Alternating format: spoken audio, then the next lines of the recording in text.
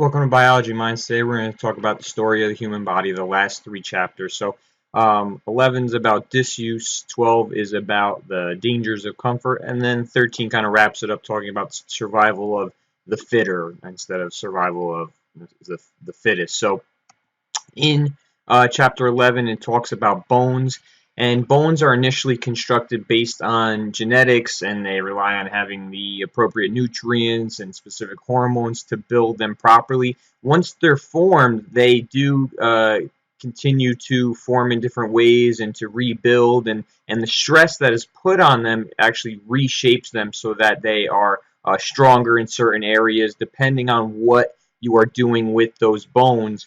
It's going to influence how those bones kind of break down and rebuild and change. So it's kind of like a building that is built a long time ago, and then eventually over time you want to do different things with it. So maybe you knock out. There's another wing that no one ever uses, and it blocks a nice view or something like that. You're going to get rid of that. So just like a old building where instead of knock, obviously you can't get rid of the whole bone and start from scratch. You're getting rid of certain pieces. You're rebuilding to make it stronger in certain areas. So the stresses that we put on it, we see in people like bodybuilders. The more stress that they put on the bones, the thicker that they get, the stronger that they get. Depending on what type of athlete you are, we're going to see different bones are going to get stronger in different areas depending on the type of movements you make, the type of weight that you put onto those bones, and ultimately that is orchestrated by two types of bone cells. We see that there's osteoblasts, which are going to build new bone, and then you have your osteoclasts, which is going to break down the old bone. So we have these osteoblasts going in and building new bone. Osteoclasts are breaking down what we don't want there anymore. And osteoporosis is seen when there's an imbalance in the two types of bone cells. So when the osteoclasts start to work faster or they get more done than the osteoblasts, we see that this is where we see a deterioration of the bone, which is osteoporosis. So when those osteoclasts outpace the osteoblasts, that's when we start to have an issue, and that's when we see that the bones start to be riddled with these weak points, with these holes, and it becomes very weak. And that's when you hear people get broken bones. You hear about older women. Older women are more prone to osteoporosis, so that's where you hear that an older woman is going to have a broken hip because she has those that osteoporosis in her bones. And then when she takes a little fall, then the bones aren't going to be very strong and they're going to break. So this diagram actually shows osteoporosis. So in a healthy bone, you look at a healthy bone, you see that you have these osteoclasts coming in, and they're going to break up some bone, and then we're going to build new bone in that area with osteoblasts. And when they're doing it at the same pace, then it's very balanced, and we have that healthy bone. But when we see that you have these osteoclasts working a lot faster, so this diagram shows it that there's more osteoclasts working, getting more done, and there's not as much osteoblast activity. Then that's where we start to see the collapse of the skeletal tissue, or of that bone tissue, and that's what osteoporosis is, and that's what's going to lead to the breakdown of or the weak bones in people. So it's actually a result of aging, and it's exacerbated by a decrease in estrogen levels. So the reason that we see women tend to have it more, older women, is because postmenopausal women, they have that drop in those estrogen levels, and those drop in those estrogen levels are going to exacerbate the aging process, really, or the aging of the bones, which is going to give them the osteoporosis that we see more in them than we do in the rest of the population. Calcium intake, diet, exercise, they are important factors in development of osteoporosis as well. We see here that when you look at someone that's active versus someone that is inactive over the years, someone that is active is going to have a lot more bone mass, a lot stronger bones. So in our society where a lot of people are not very active, we have very sedentary lifestyles, we see that people that have been working white collar jobs, not very active their whole lives, they're going to their peak is going to be a lot lower, and their bone mass is going to be extremely low as they approach their 70s and 80s, opposed to someone that's very active their whole life. Even when they hit menopause, they're still going to have a higher amount of bone mass compared to those people that live those sedentary lifestyles. So it's important to have a good diet, make sure that you have enough calcium intake, because calcium and vitamin D3 are important in building those bones, and also uh, remaining active. So wisdom teeth is another thing that we talked about where it involves disuse. So chewing often and chewing hard leads to growth in the size of a person's jaw. We're seeing that people now don't have jaws as big as we once did. So what's ultimately happening is that the jaw is being built based on how much you're using that jaw, the bigger that jaw is going to be built. Well, we don't use our jaw like our hunter-gatherer ancestors did. They were constantly chewing. They were eating tubers. They were eating roots. They were eating bark. We were eating all these things that were very hard, very difficult. We talked about wodging, right? They didn't even eat some of the things. Some of the things they just chewed enough to get nutrients out of them. So when you're chewing those hard things, you're spending a lot of time chewing, your jaws get very big. There's plenty of room for those wisdom teeth, and those wisdom teeth are important to have another set of teeth to help you to chew on those hard foods. So since we no longer chew on those things, we now see that jaws aren't growing as large, and these wisdom teeth no longer fit in our mouth. So this is the reason that most people have to go to the oral surgeon and get them removed, or some people have their dentist remove them if they kind of come in on their own and don't have an issue emerging, and then there is some crowding going on. They're able to pull it out. If they're impacted, they can't make their way through. That's when you go to your oral surgeon. They're going to pull them out, and it's because of our lifestyle and how we're eating a lot of processed foods. All our food is cooked. Things are very soft. We're not eating those hard, chewy foods that take a very long time to eat. Another disuse or issue with as we move forward, a change in our lifestyle versus how we lived as hunter-gatherers, that some microbes are beneficial to our overall health. Now a lot of times you hear about scientists talking about microbiomes, and our microbiome is all the bacteria on our body, in our body, that is part of our lives. So there is good bacteria out there, as well as obviously bad bacteria, but a lot of the bacteria that's on us and in us is good bacteria. It's part of our lives, and it's kind of a new science where we are still learning about, kind of like a fingerprint. So as we move forward with microbiomes and microbiology, we're learning more about how those microbes play a role in everyday life as good bacteria.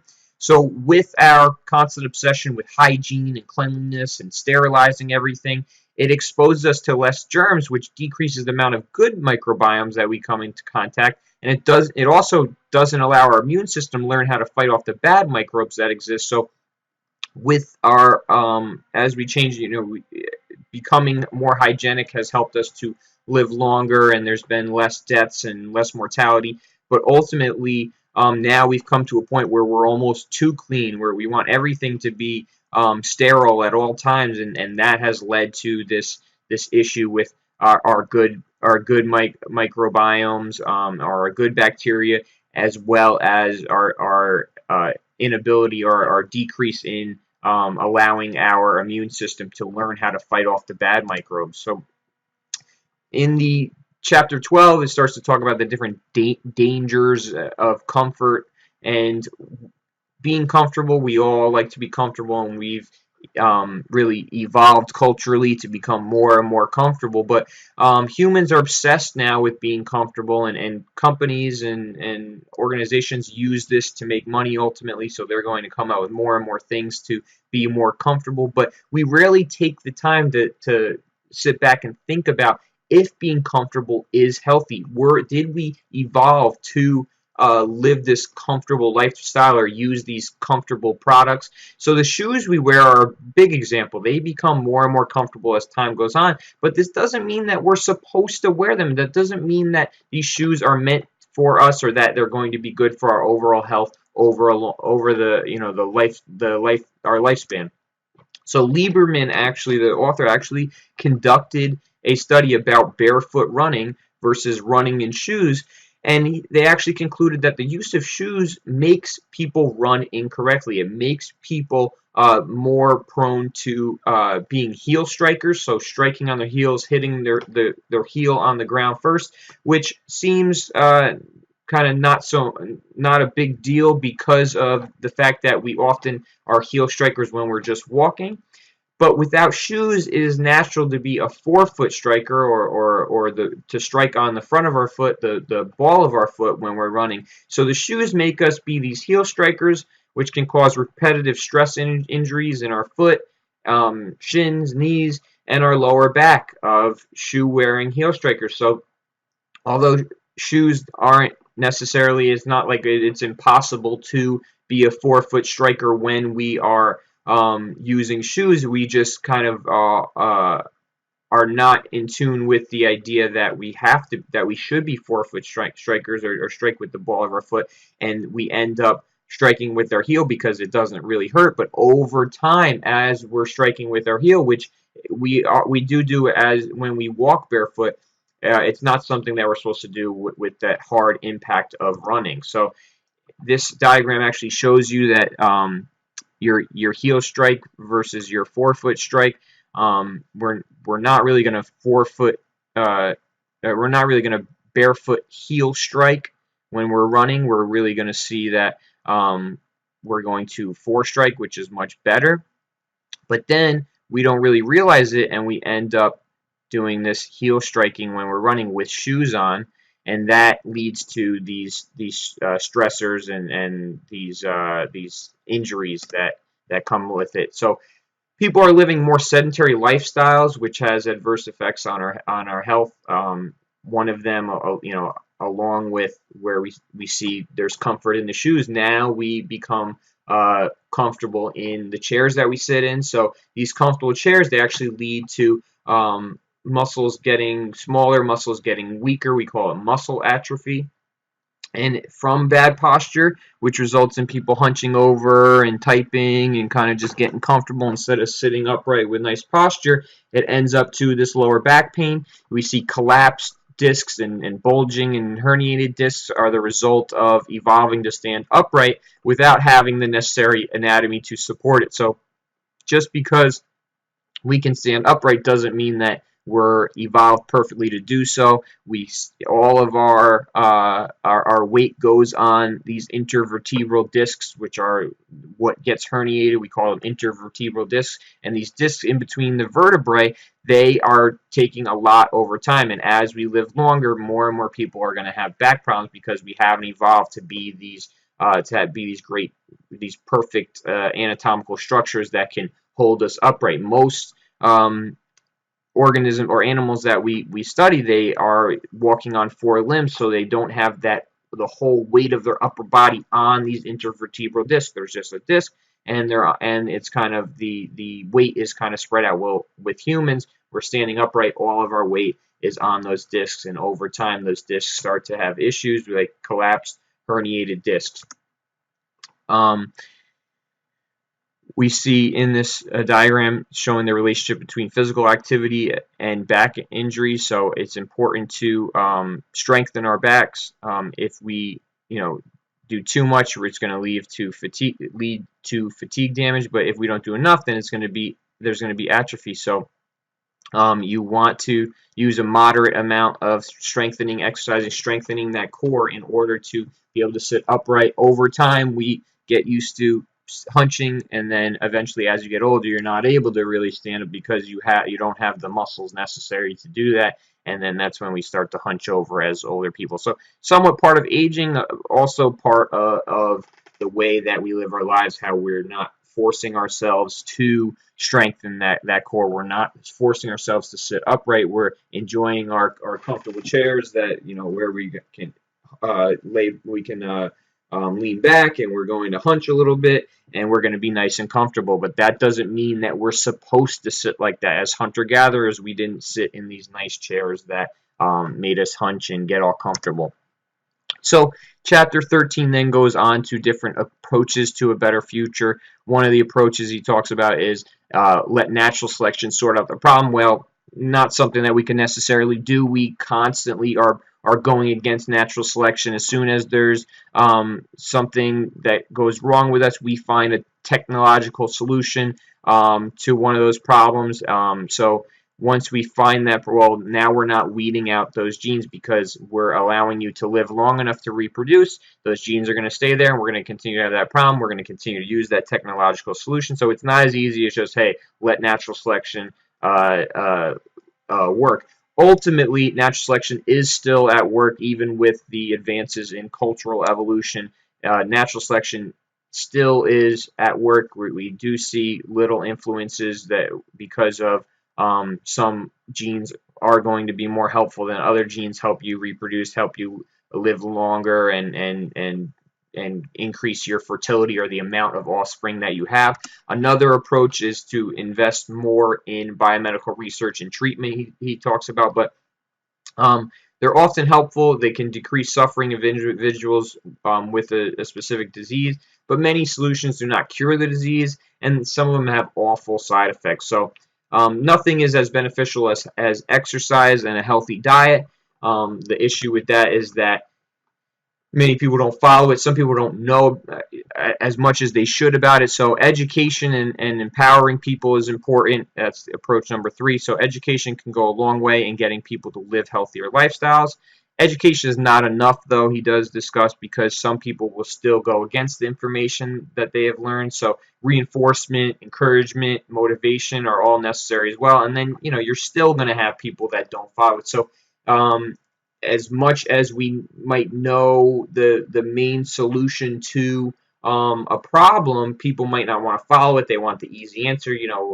With at least in developed countries and places like America, we don't want to hear that we have to now stop eating fast food or stop eating foods that taste good and exercise more and do this, and that for the rest of our lives. We just want to take a pill or something like that, or have some surgery that's going to make it all better, and that's just not the real solution. So even though we have figured out what and pinpointed what has caused this, we don't really want to fight the cause. We just want to fight really the symptoms for most people, or for a lot of people, I should say. So when you have that going on, you can educate people as much as they want, but that doesn't mean it's going to change anything, because we're kind of spoiled. So approach number 4 talks about changing the environment. And when he talks about changing the environment, he means, change the way we look at things. So laws can be created, consumers can push for changes.